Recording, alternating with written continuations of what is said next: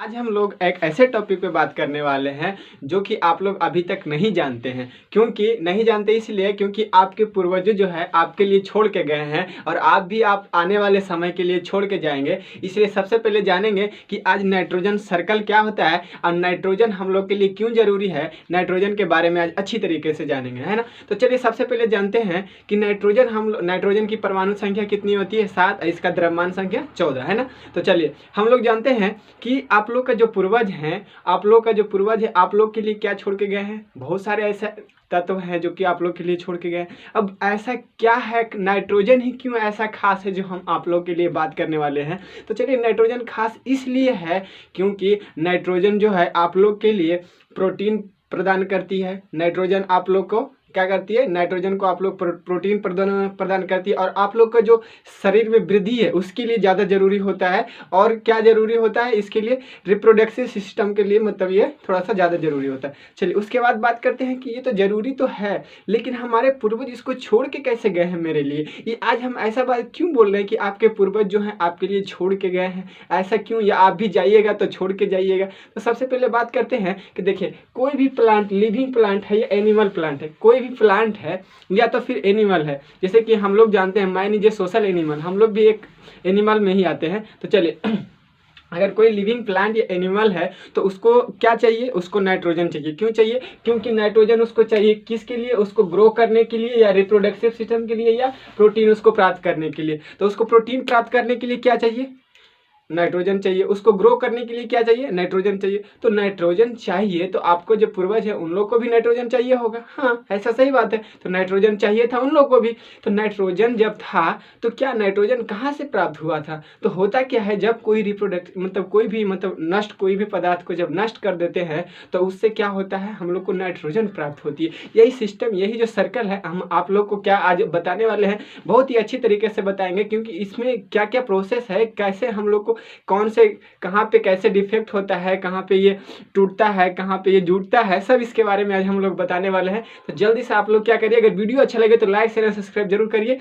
चलिए देखते हैं लिविंग प्लांट और ऑर्गेनिज्म जो है वो क्या करता है। लिविंग प्लांट और ऑर्गेनिज्म जो है उसको जरूरी क्या है, नाइट्रोजन का जरूरत है। उन्होंने क्या किया, नाइट्रोजन। उसके बाद जब वो मर जाता है, जब तक वो जिंदा था जब तक उसको नाइट्रोजन की जरूरत थी, है ना। उसके बाद जब वो आदमी या प्लांट क्या होता है, डेड हो जाता है, तो सबसे पहले जानते हैं कि आदमी को जिंदा और रहना और जब डेड हो जाना, उसके जो बीच का क्रम जो रहता है उसी को हम लोग कहते हैं एज। इतना साल इसका एज था। एज का मतलब क्या, ये जो इतना शुरू से जब तक जन्म हुआ और जब तक वो इसका मृत्यु हो गया, उस दोनों बीच की एज को क्या कहते हैं, उस दोनों समय को क्या कहते हैं, उसका उम्र मतलब एज कहते हैं। तो वही डेड, जन्म और लिविंग, डेड के बाद हम दोनों का जो समय बचता है उसको क्या कहते हैं, एज कहते हैं। उसके बाद बात करने वाले एज के बाद इसका जब डेड हो जाता है, कोई भी एनिमल है, कोई भी मतलब प्लांट है या ट्री है, कुछ भी है, उसका जब डेड हो जाता है तब क्या करता है बाबू, वो डेड होने के बाद आप लोग को पता है कि जैसे ही कोई भी आदमी डेड हो जाता है या कोई भी डेड हो जाता है तो क्या करते हैं हम लोग, सबसे पहले क्या करते हैं उसको अगर कोई बाहर में रहने वाला उसका आदमी उससे मिलना चाह रहा है तो क्या करते हैं, उसको आने में समय लगेगा तो उस बॉडी को क्या करते हैं, बर्फ से ढक देते हैं। मतलब उसके सामने क्या करते हैं, बर्फ रख देते हैं। ऐसा क्यों, बर्फ इसलिए रख देते हैं क्योंकि वो बॉडी जल्दी से क्या खराब ना हो जाए, उससे स्मेल ना आए, स्मेल मतलब गंध ना आवे। इसके लिए हम लोग क्या करते हैं, उसको ढक के रख देते हैं, किससे, बर्फ से, है ना, ताकि वो जल्दी से खराब ना। क्यों, क्योंकि जब टेम्परेचर कम रहता है तो जो वहाँ पे जो सिस्टम, वहाँ पे जो ऑर्गेनिज्म है, जो उसको खराब करने वाली सिस्टम है जिससे स्मेल आता है, वो क्या हो जाता है, उसका जो प्रभाव है कम हो जाता है। अब स्मेल जो आता है, जो आप देखते होंगे जब भी किसी का डेड होता है तो उससे बहुत ही खतरनाक स्मेल आना शुरू हो जाता है। वो स्मेल है क्या, वो गंध है क्या, तो वो जो गंध होता है वो NH3 होता है। वो जो गंध होता है क्या होता है, NH3, इसको अमोनिया बोलते हैं। इसी से जो है गंध शुरू होता है। सबसे अगर फास्टेस्ट देखा जाए तो अगर कोई भी चीज़ से अगर क्विकली अगर गंध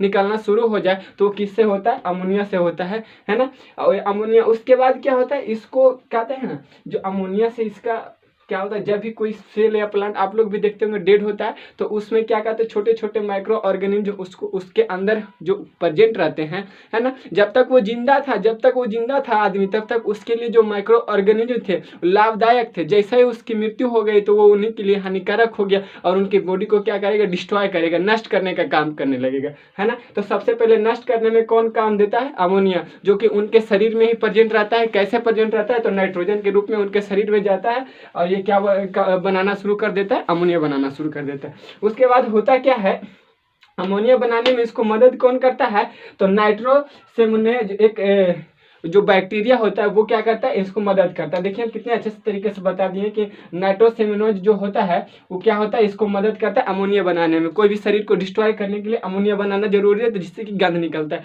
दूसरी बात है, जैसे ही अमोनिया क्या करता है, थोड़ा सा और ज़्यादा देर के लिए छोड़ते हैं तो वो NO2 में बदल जाता है, अमोनिया से NO2 में बदल जाता है। NO2 किसको कहते हैं, तो नाइट्रेट को कहते हैं, है ना।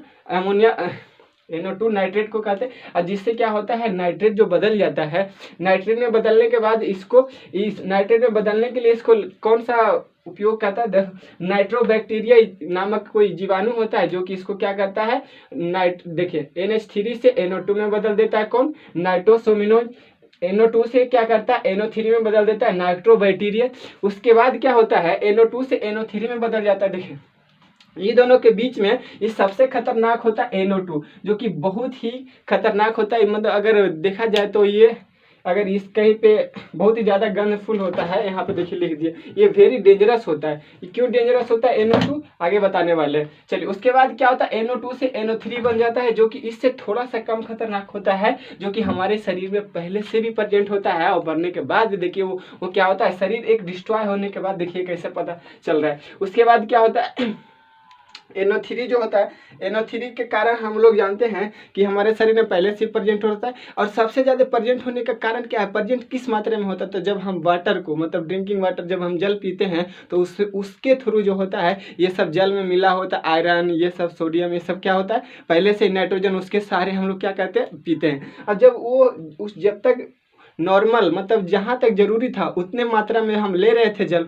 उतने मात्रा में जल के साथ मिला हुआ था, तो मेरे लिए तो लाभदायक था। लेकिन अगर NO3 का मात्रा ज़्यादा हो जाए तो हमारे लिए क्या हो सकता है, हानिकारक हो सकता है। हानिकारक सबसे ज़्यादा किसके लिए होता है, तो बच्चा के लिए होता है। और बच्चा के लिए, उसके लिए कौन सी बीमारी पैदा कर देता है, तो ब्लू बेबी डिजीज पैदा कर देता है। ब्लू बेबी डिजीज एक तरह की बीमारी होती है, जो कि बच्चे के शरीर में रीढ़ का जो हड्डी होता है वो क्या, हल्का हल्का नीलापन होने लगता है, जिसके कारण क्या हो सकती है, उस बच्चे में दुबलापन, पतलापन आ जाता है ना। ये ब्लू बेबी डिजीज के कारण होती है। किसके कारण, किसके अधिकता के कारण, NO3 का जब अधिकता हो जाता है तो क्या होने लगती है, बच्चे में ब्लू बेबी डिजीज। ये कहाँ से प्राप्त होती है, तो ये जल से भी प्राप्त हो सकती है, और दूसरे इन्वायरमेंट में मात्रा में ज़्यादा इसके मात्रा में NO3 अगर है तो भी प्राप्त हो सकती है।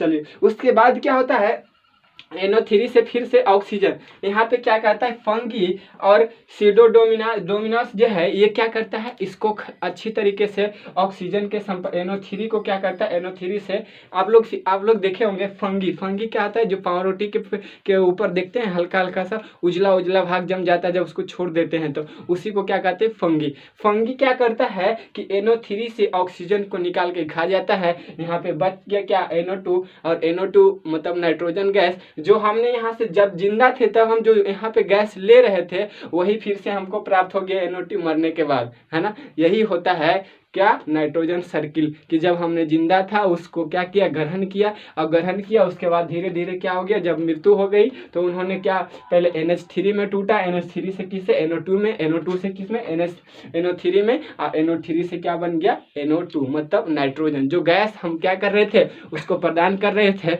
उसको जो ले रहे थे गैस को, हम फिर से उसी को क्या कर दें, डिस्ट्रॉय करने के बाद, मेरे शरीर मतलब डेड होने के बाद, खत्म होने के बाद, फिर से मेरे शरीर से क्या प्राप्त हो रही थी, NO2। तो वही हम बता रहे थे कि जब कोई मर जाता है तो अपने भविष्य में आने वाले समय के लिए वो दूसरे के लिए क्या छोड़ के जाता है, तो NO2 छोड़ के जाता है। मतलब जब वो जिंदा था तो NO2 ले रहा था, जब मर भी गया तो भी NO2 छोड़ के गया है। इसलिए कहते हैं कि हमारे वातावरण में सबसे ज़्यादा मात्रा में कौन मतलब प्रचुर मात्रा में प्राप्त है, NO2। नाइट्रोजन गैस सबसे ज़्यादा मात्रा में हमारे वायुमंडल में कितना, 78%, है ना। तो चलिए, अगर वीडियो अच्छा लगे तो लाइक शेयर एंड सब्सक्राइब जरूर करिएगा। थैंक यू, जय हिंद। अपने दोस्तों को शेयर करना ना भूलिएगा। अगर वीडियो अच्छा लगे तो कमेंट में बताइएगा कि और इसी तरह से अगले वीडियो भी लाएं, है ना। चलिए ठीक है, जय हिंद।